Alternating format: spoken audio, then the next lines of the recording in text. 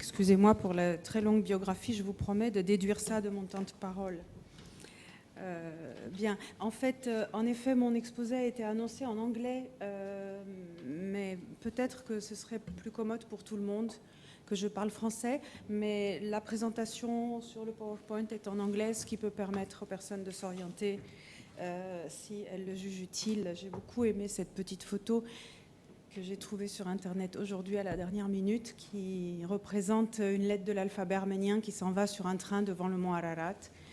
C'est pas du tout dans ce contexte qu'elle était sur Internet, mais c'est une jolie image de cette langue qui a quitté son terroir, l'Arménie occidentale, il y a 100 ans, et dont nous allons parler aujourd'hui. Donc, très très rapidement, pour ne pas trop dépasser le temps, donc juste quelques petits repères historiques que vous connaissez pour la plupart d'entre vous déjà.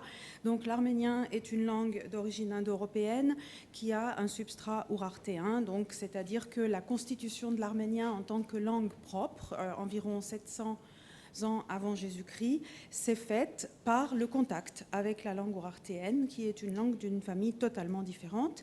Et c'est seulement depuis le 5e siècle après Jésus-Christ, je dis seulement, mais c'est quand même une des langues qui ont des alphabets les plus anciens du monde, qu'elle est documentée à partir donc du début du 5e siècle, une fois que cet alphabet est créé. La langue arménienne est habituellement périodisée selon les différentes tranches que vous voyez ici. La période classique, donc, c'est la première période où la langue est relativement homogène. Je ne peux pas rentrer dans les détails. Vous voyez une période très importante, c'est la période de l'arménien moyen ou l'arménien de Cilicie, parce que pour la première fois, on utilise la langue pour des usages profanes et notamment pour écrire les lois, ce qui oblige à tenir compte plus de la langue parlée et à faire des textes qui sont compréhensibles, alors qu'auparavant, la langue était une langue de lettrés, de clercs, d'une élite, la langue écrite. On n'a pas de trace, bien sûr, de la langue parlée avant le XIIe siècle.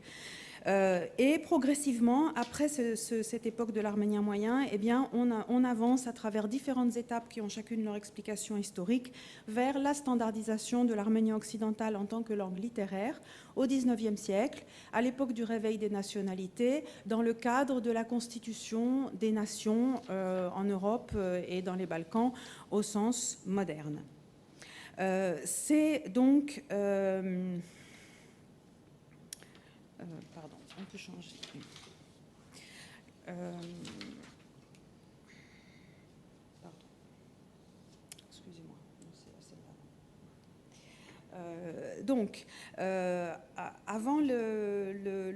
Avant 1915, donc, quelle est la langue, quel est le portrait linguistique des Arméniens de l'Empire ottoman ? Eh bien, l'arménien classique existe toujours, mais il est la langue de l'élite, des clercs et des personnes qui sont les plus éduquées. Et progressivement, on commence à standardiser l'arménien occidental sous l'impulsion d'intellectuels ayant fait leurs études en Europe, nourris de l'idée de la philosophie des Lumières et qui pensent que l'émancipation du peuple arménien doit passer par une langue moderne à laquelle chacun a accès. Et donc par une démocratisation, c'est aussi un moment de laïcisation de la société arménienne avec des changements très intéressants. Cette standardisation commence, la première grammaire a lieu en... non, c'est pas 1935, c'est une erreur, c'est 1953, excusez-moi, la grammaire de Naha Bedroussignan. Un processus à partir de ce moment-là va continuer jusqu'en 1891, date à laquelle le Conseil pour l'éducation adopte définitivement l'arménien moderne, la Ashkharapar, comme langue d'éducation. Jusque-là, pendant toute cette période, il y a une querelle des anciens et des modernes, des gens qui pensent que le salut de la nation passe uniquement par la langue classique et d'autres par la langue moderne. Pour ce qui est des langues parlées, on a une profusion de dialectes arméniens qui sont répartis, on aura des cartes tout à l'heure, sur tout le territoire peuplé d'Arméniens dans la région. 85 dialectes selon la classification de Jaoukian pour la région correspondant à l'Empire ottoman. Et les dialectes, par définition, comme ils ne sont pas écrits, sont très sensibles au contact linguistique. Ils contiennent énormément d'emprunts, mais ils ont leur légitimité en tant que tels et ça n'enlève rien. Les emprunts lexicaux n'enlèvent rien à la légitimité d'une langue. Je n'ai pas le temps de développer ça, mais Je crois que c'est très important de le noter.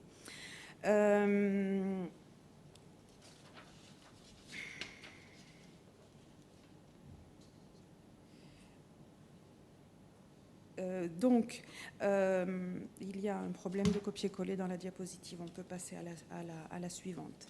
Alors, qu'en est-il de la langue écrite? Elle est dans une période de plein essor. Progressivement, une littérature se constitue dans la langue moderne, dans cette nouvelle langue moderne Ashtarapar, avec une contribution très importante de la presse, qui teste en fait cette nouvelle langue au fur et à mesure, et on a beaucoup de notes avec des traductions de bas de page. Il y a une volonté d'éducation aussi à travers cette presse. Vous voyez quand même 700 titres de presse arméniens entre 1794 et 1914, et à partir de 1840, il passe massivement à la langue moderne. Et les publicistes qui défendent l'arménien moderne sont souvent à la fois des journalistes et des écrivains. Quant à la littérature, elle aussi contribue à cette standardisation à travers beaucoup de traductions, qui est aussi une sorte de laboratoire. Traduire, c'est un laboratoire pour tester une langue moderne. Je ne lis pas tous les noms d'auteurs que vous voyez sur la diapositive. Et aussi une littérature originale. Et en fait, c'est à partir de 1872, la date qu'on considère à la mort de Tourian comme le début de la période réaliste dans la littérature arménienne, où définitivement, avec la période réaliste, la littérature est passée à la langue moderne totalement, avec des courants assez intéressants, y compris de la littérature féministe, du théâtre, et un début de littérature ruraliste, etc. Et voilà. À partir de 1874, on commence seulement à s'intéresser à nouveau au dialecte, parce qu'en fait, quand au début du 19e siècle, on décide d'adopter la langue moderne comme langue d'éducation, le premier constat, c'est que la langue moderne, ce sont des dialectes, et vraiment, c'est n'importe quoi, c'est mélangé, ça n'a pas de légitimité, et donc on a un peu laissé de côté ces dialectes qui n'ont pas de statut, on les a considérés comme impropres à être le vecteur de l'identité nationale arménienne, mais en fait, à la fin du 19e siècle, les intellectuels de Constantinople prennent conscience qu'ils se sont coupés des terroirs arméniens et commencent à s'intéresser. Ça n'est pas un hasard non plus, ça correspond à l'essor de l'ethnographie dans toute l'Europe occidentale également, à partir de 1874 avec des recueils de littérature ethnographique, et progressivement on voit apparaître également des mouvements beaucoup plus modernes avec au début du XXe siècle le courant Mehyan, dont la plupart des membres ont été décimés par le génocide en 1915, qui veut une langue totale, qui englobe à la fois les sources dialectales, les sources d'arménien classique, et qui soit tournée vers beaucoup plus de créativité et vers l'avenir. Je fais un raccourci je fais un très gros raccourci pour que ce soit plus imagé.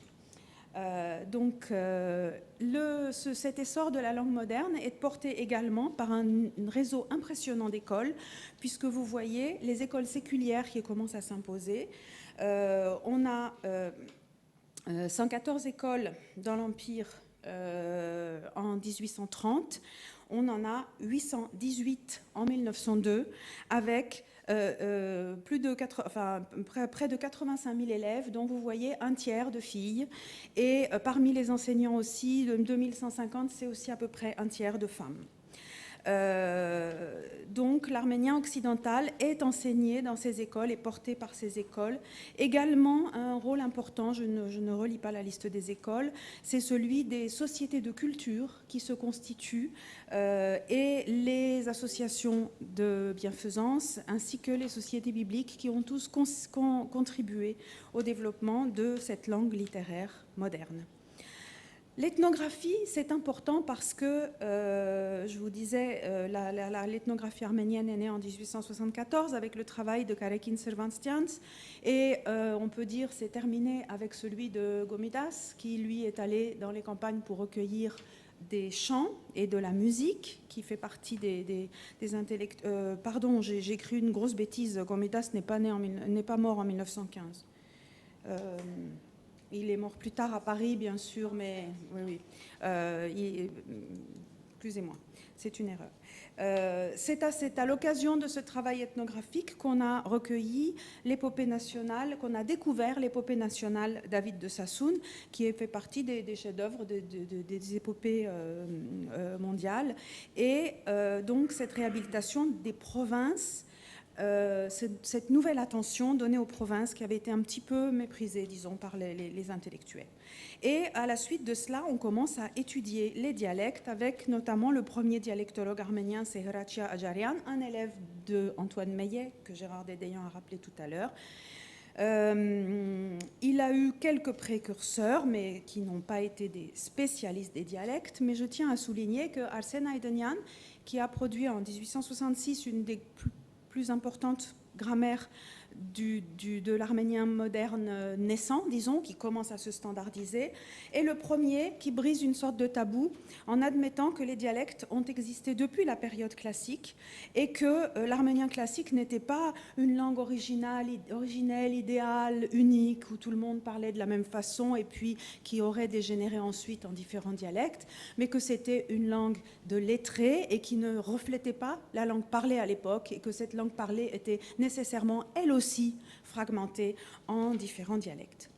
Donc vous voyez, à la veille du génocide de 1915, nous avons, chez les Arméniens de l'Empire ottoman, une culture écrite en pleine ascension, une consolidation de la nation au sens moderne et même un début d'ouverture à des problématiques autres qu'arméniennes. On peut dire qu'il y a une sorte de grand espoir, de maturité de cette culture et probablement elle aurait été sur le point d'apporter des choses très importantes à la culture occidentale, en étant au carrefour entre l'Orient et l'Occident.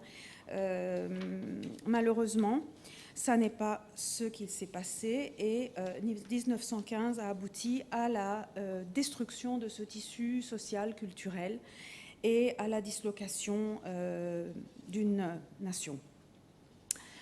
Ce que vous voyez ici, c'est la carte des dialectes arméniens telle qu'elle a été établie par Ajarian. Donc, vous reconnaissez la péninsule d'Asie mineure, de la Turquie actuelle, et vous voyez tous les points qui sont mentionnés ici sont des dialectes identifiés par Hracia Ajarian en 1909. Pour la petite histoire, Hracia Ajarian a créé cette carte en étant mandaté par le ministère de la Défense français, par l'armée, qui voulait savoir, dans le cadre de la Première Guerre mondiale, quelles étaient les langues parlées sur le territoire en Turquie à l'époque. Et la carte originale, elle est conservée à la bibliothèque Noubar à Paris. Qu'en était-il, puisqu'on a parlé des traditions culturelles, qu'en était-il de la langue quotidienne, de les pratiques langagières quotidiennes des Arméniens dans l'Empire ? Alors bien sûr, la classe éduquée dans la plupart des grandes villes, Constantinople, Smyrne, Harpert, Erzurum, Van, Mouche, Césarée. Excusez-moi si quelqu'un est originaire d'une région où on était aussi très cultivé que j'ai oublié de la mentionner, ce ne sont pas les seuls. Donc, on y parlait l'arménien formel, donc standard, à la fois parlé et écrit dans cette classe-là, mais aussi, pour certains, l'osmanli, le turc formel, le turc urbain, les variétés urbaines de grec, de ladino, etc. C'est-à-dire qu'on est dans un contexte multilingue, et ça, c'est très important à noter.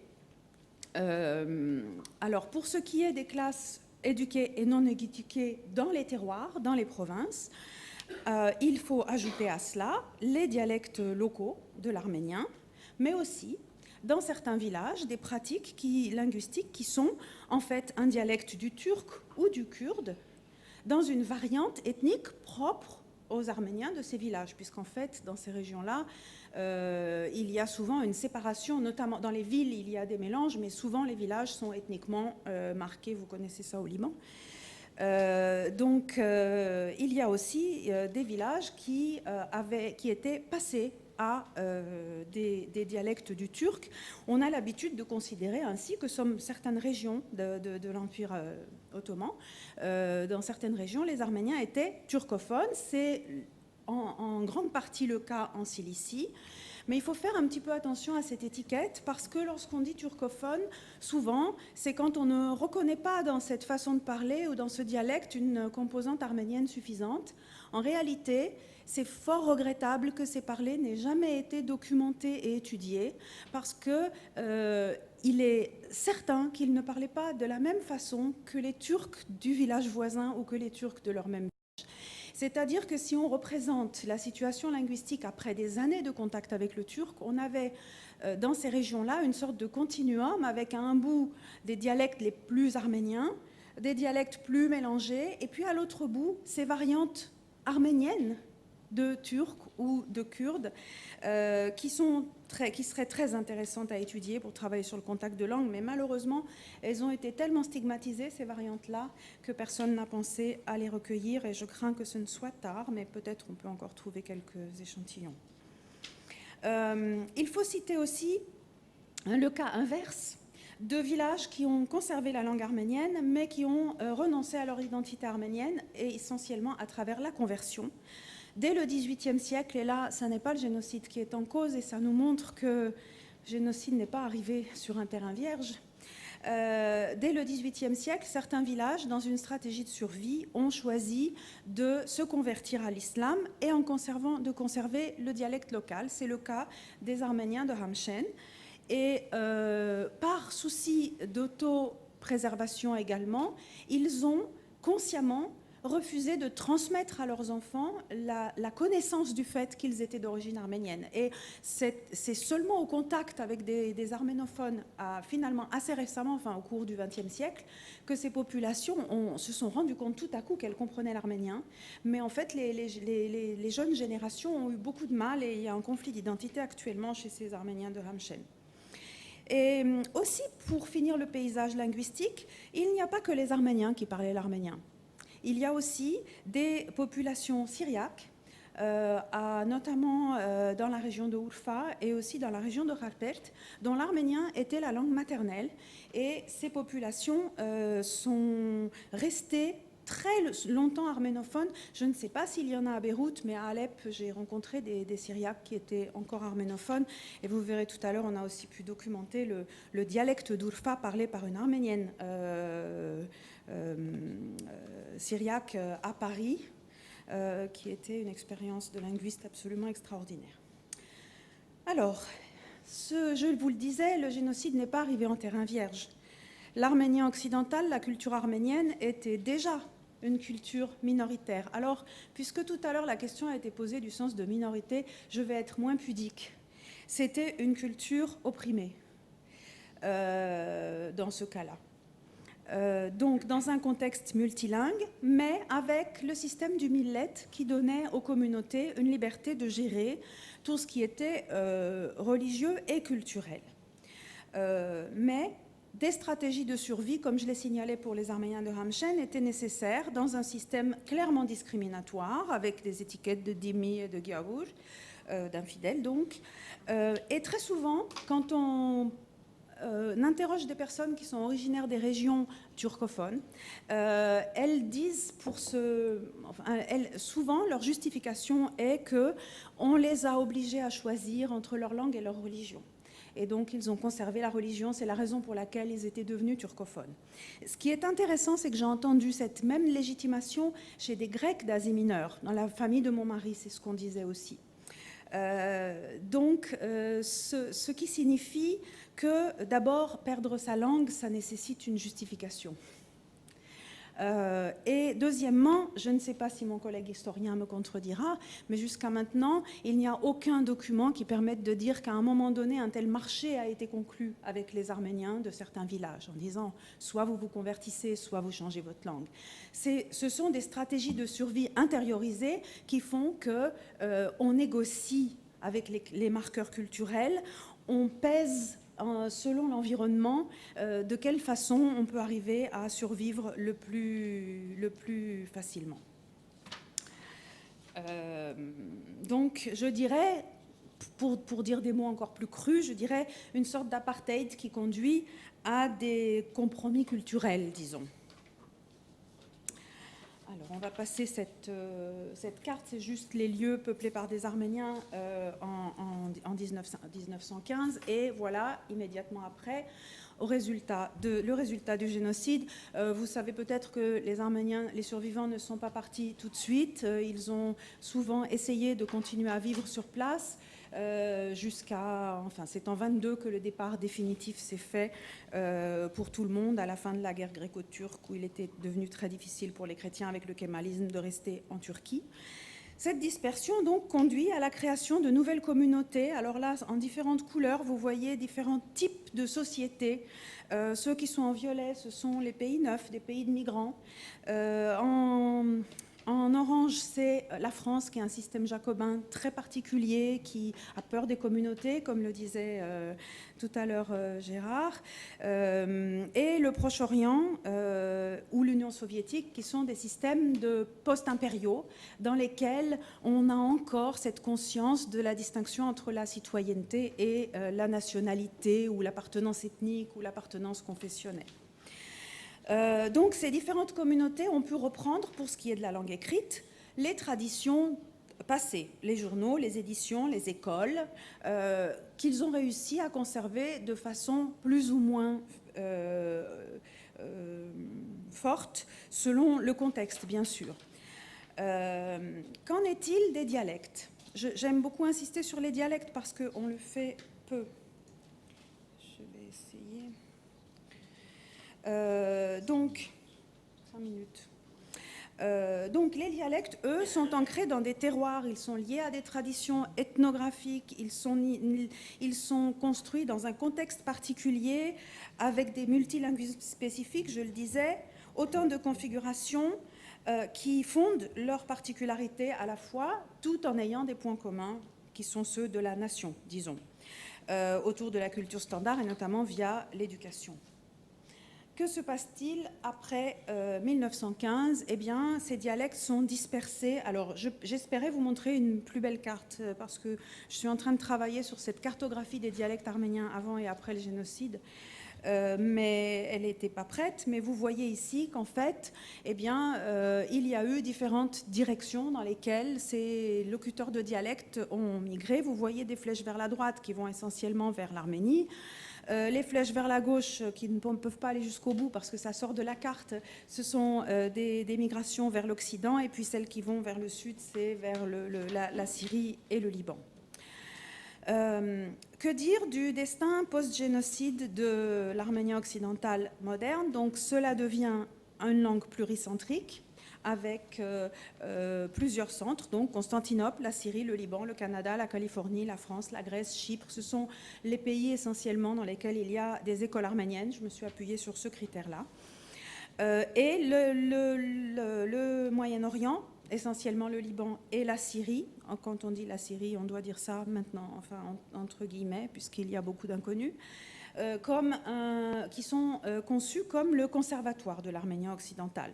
C'est ces régions qui sont les plus actives dans le domaine de la littérature, des écoles, de l'édition, de la presse, de la standardisation de la langue, qui sont la référence. Et pourtant, alors, en 2010, donc un siècle après, l'Arménien occidental standard est classé par l'UNESCO langue en danger.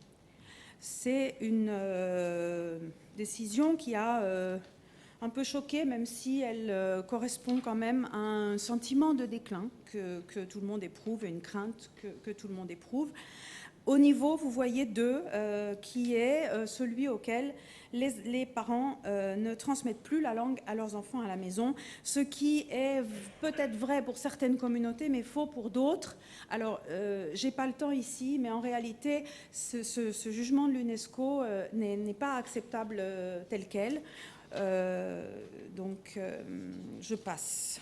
Il y a d'autres critères exacts, je passe. En réalité, par rapport à d'autres langues qui sont classées langues en danger de la même façon que l'arménien, eh bien, il y a beaucoup de langues qui baveraient d'envie devant la situation de l'Arménien occidental parce qu'il y a un réseau scolaire important. Je vous voyais ici uniquement pour le Liban l'évolution de la population des écoles arméniennes entre 1964 et 2013. Alors, bien sûr, il y a un déclin. mais ce déclin, en réalité, s'explique essentiellement par le déclin démographique de la communauté. Puisque vous voyez, alors les chiffres que j'ai mis à droite sont discutables, puisque vous savez qu'au Liban, on n'a pas de statistiques sur ces données-là, mais je pense qu'ils sont plus ou moins fiables. En tout cas, si on se fonde sur ces chiffres-là, eh bien, il n'y a pas de recul de la scolarisation dans les écoles arméniennes, en termes relatifs. Je n'ai jamais entendu personne d'autre que moi le dire, excusez-moi, mais je pense que des éléments d'espoir, cette communauté en a beaucoup besoin. Je veux dire la communauté arménienne du Liban, dans laquelle je me trouve en ce moment.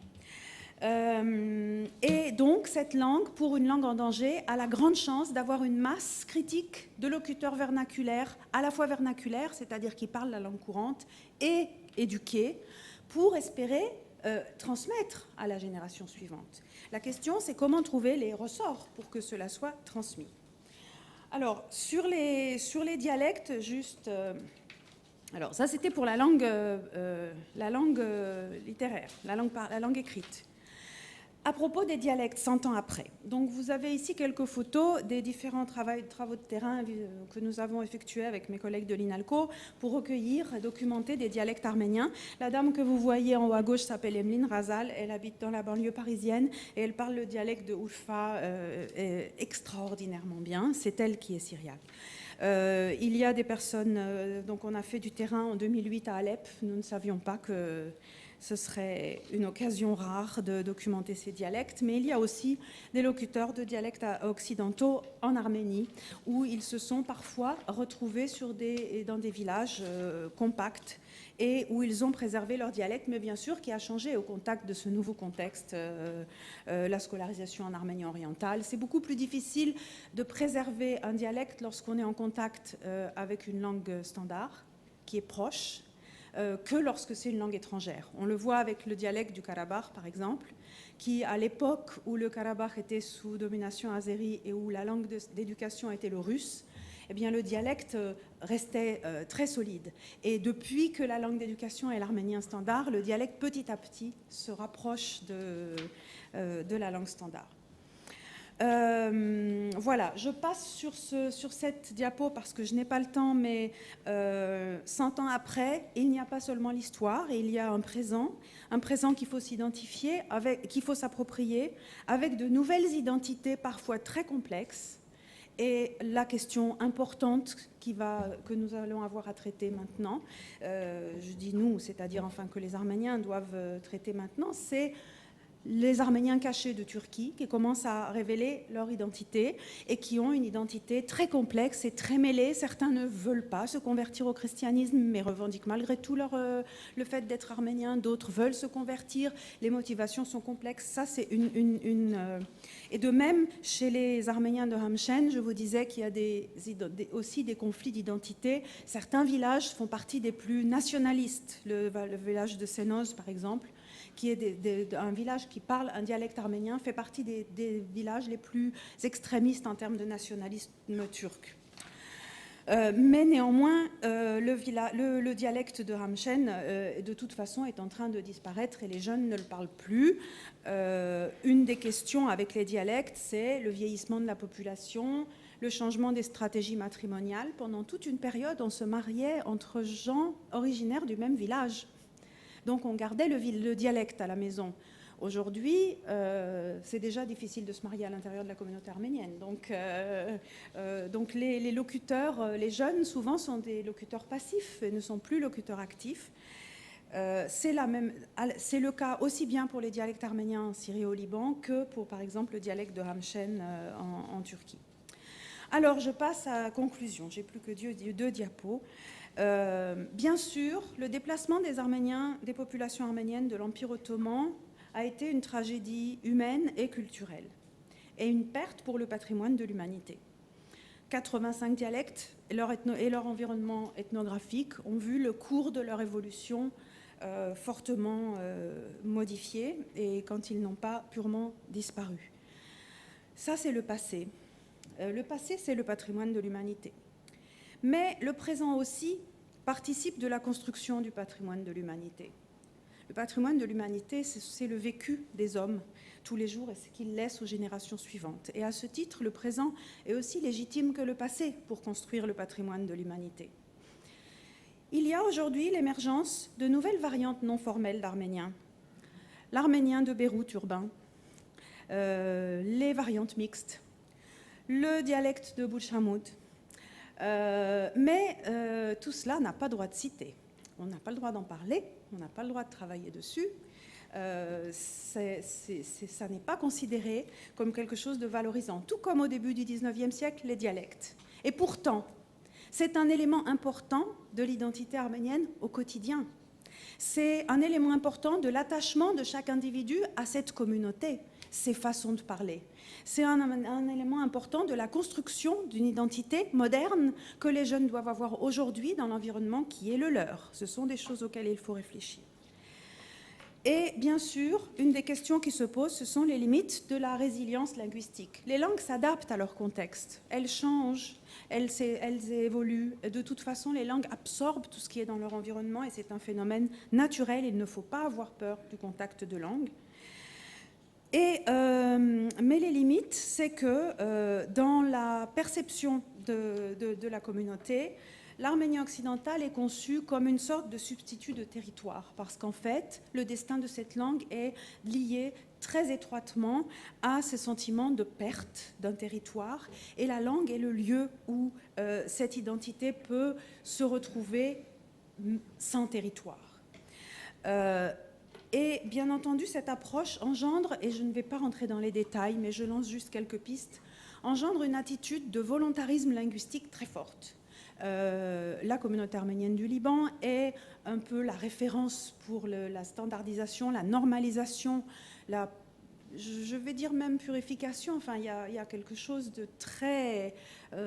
c'est un cheminement qui ne s'arrête jamais, de travail sur la langue. Les journalistes qui écrivent dans le journal Astag se font tirer la sonnette d'alarme par les gourous de la normalisation linguistique, etc. Alors, évidemment, ce volontarisme linguistique, c'est une force, c'est un atout, parce que c'est ce qui fait, c'est un élément très important dans la préservation de l'identité des Arméniens du Liban, dans la préservation de cette langue. Mais par exemple, il a contribué à effacer totalement toute cette coloration linguistique qui était parlée dans les camps de réfugiés, au début de l'arrivée des Arméniens, et qui est aussi du patrimoine arménien, même s'il était mêlé, mixte et pas noble. Donc c'est un atout, mais c'est aussi un danger, parce qu'on remarque que ce purisme engendre beaucoup d'insécurité linguistique. Et on a très souvent des personnes qui évitent de parler arménien pour éviter de faire des fautes. On doit se poser aussi cette question-là. Mais tout cela est parfaitement compréhensible puisque une identité minoritaire dans un monde qui change, parce qu'aujourd'hui ça n'est plus seulement avec ses voisins qu'on a un problème, c'est avec la mondialisation, c'est avec l'anglais en réalité. L'inquiétude sur la pérennisation de la langue et de la diaspora arménienne explique ce rapport à la langue. Et je finis par un épilogue. Après la conclusion, il y en a encore. Et c'est un peu un message, voilà, je voulais dire, c'est sur la mort et la vie, sur la vie et les morts, à Stepanakert, au Karabakh, juste après la guerre, alors que dans toutes les familles, il y avait des morts. On allait manger dans un restaurant qui s'appelait Les Vivants et les Morts, et qui était un restaurant où on s'amusait beaucoup et qui était juste à côté d'un cimetière. Et ça n'empêchait pas tout le monde de respecter les morts, mais aussi de faire la fête. Quelques pistes pour la vitalité linguistique. Pour pouvoir entrer dans une phase de résilience, la langue doit être vivante, comme les gens, comme les individus. Et l'onde de choc du génocide qui se poursuit jusqu'à aujourd'hui, qui est cette inquiétude de la pérennisation de la diaspora, qui se matérialise dans cette idéologie linguistique, qui est une idéologie, comme je vous l'ai dit, qui est à double tranchant, parce que finalement, les prophéties peuvent devenir autoréalisatrices, à force de dire que la langue va mal. Eh bien, on peut s'en détourner et elle peut aller vraiment mal. Parce que, croyez-moi, quand on vient de France, on ne trouve pas du tout que la langue va mal ici. Voilà. Et pour cela, qu'est-ce qu'une langue vivante? Une langue vivante, c'est une langue qui permet de parler de la vie, d'émotions partagées, d'expériences. Elle doit préserver une certaine part de spontanéité, bien sûr aussi des usages plus élevés, plus formels, mais tous les niveaux linguistiques ont leur légitimité et leur importance pour l'avenir de la langue. Et j'arriverai un peu à la même conclusion que Gérard Dédéian, qui disait que malgré la fidélité au passé, il ne faut pas oublier le présent. Alors, je n'ai pas parlé de l'Arménie, puisque là, on parlait de l'Empire ottoman à propos du génocide, mais le présent de la langue, je pense qu'il est important de l'aborder en tant que support de vie au quotidien. Ma dernière phrase n'était pas aussi belle que j'aurais voulu, mais c'est pas grave. Je vous remercie pour votre attention.